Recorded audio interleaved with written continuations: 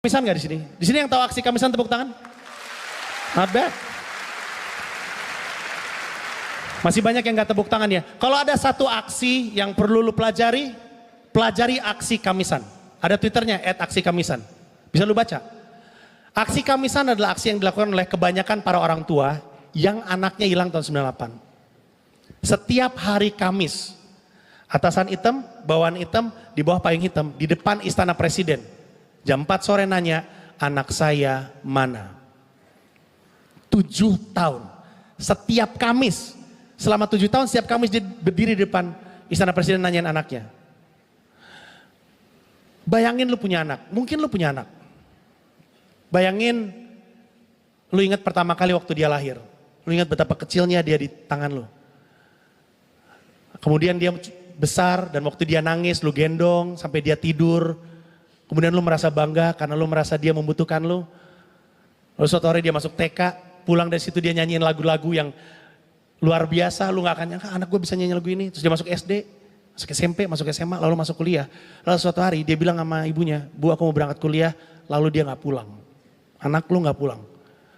Terus lu baca ada sebuah kejadian hari itu. Terus lu mulai bertanya, pemerintah tahu gak anak saya kemana? Lalu selama 7 tahun, setiap Kamis berdiri di depan istana. Badannya udah tua, renta, Ibu Sumarsi udah tua sekali. Nanya sama presiden, anak saya mana? Kalau dia udah meninggal, bilang sama saya biar saya gak berharap. Tapi kalau dia masih hidup, saya nungguin dia selamanya. Kasih tahu saya anak saya mana. Selama 7 tahun mereka ngirim surat ke presiden, gak pernah sekalipun dibalas. Kesel gak lu? Pasti kesel.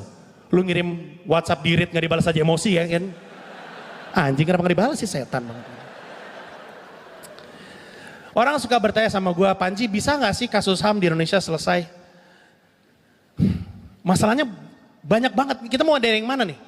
Salah satu kasus HAM tertua dan terbesar di Indonesia terjadi tahun 1965. Oke? Lu tahu 1965 apa yang terjadi? Ada pemberontakan G13 PKI, lalu pemerintah bilang PKI dilarang, komunis dilarang. Lalu, ini yang mungkin lu gak tahu, pemerintah bersama dengan rakyat, yaitu Ormas, berburu orang komunis, berburu.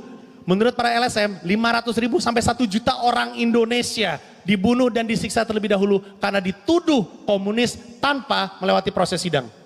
Oke lah komunis itu salah, tapi ngebunuh orang karena dia dianggap komunis tanpa lewat sidang, kan tetap salah. Bayangin, dulu tuh orang itu, dia mencurigakan dia komunis, mati dia besok. Lu bayangin itu masih terjadi hari ini. Hari ini masih kayak gitu. Gua stand up nih gak lucu nih misalnya. Terus lu ngomong sama temen lu, si Panji gak lucu-lucu amat ya? Iya, komunis tahu dia, mati gue besok. Mati gue. Jangankan komunis, menjadi ateis di Indonesia adalah sesuatu yang berbahaya. Lu tau gak jadi ateis? Ateis kan sebenarnya keimanan lu ya. Dan kadang-kadang orang menjadi ateis kemudian kembali lagi keimanannya. Tapi selama lo ateis, lo adalah musuh negara. Dari mana gue tahu? Dari tentara langsung. Kan tadi gue cerita gue punya talk show 11-12. Gue wawancara TNI nih. Terus gue tanya, Bang, kan kita nggak lagi perang ya? Abang belajar perang untuk apa?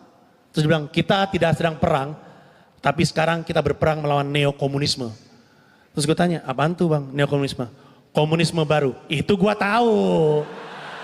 Komunisme baru itu gue tahu kan maksud gue. Komunisme baru itu apa? Karena komunisme itu paham yang udah usang, nggak kepake zaman sekarang. China ngaku negara komunis, gue ke China ada Starbucks sama Apple, kurang kapitalis apa itu? Enggak, neokomunisme itu ada. Neokomunisme adalah orang yang ateis. Orang ateis itu neokomunisme, karena dia ateis maka dia berlawanan dengan Pancasila, satu ketuhanan yang Maha Esa. Kalau dia berlawanan dengan Pancasila, berarti dia musuh negara. Terus gue bilang, jadi Bang, kalau saya nggak korup, nggak bunuh, nggak melakukan kejahatan, melakukan hak dan kewajiban saya sebagai warga negara, bayar pajak, tapi saya komunis, saya musuh negara. Terus dia bilang, iya. Terus saya sholat duhur dulu ya. Ini kiblat mana sih Bang? Nggak, saya muslim Bang. Wudhu dulu ah. Daripada gue digulung nanya-nanya soal ateis kan. Jangankan jadi ateis, menjadi gay di Indonesia If you're gay and you're living here in Indonesia, lu gay dan lu tinggal di Indonesia, lu gua anggap orang-orang terberani di Indonesia karena lu hidup di sebuah negara yang tidak menginginkan lu.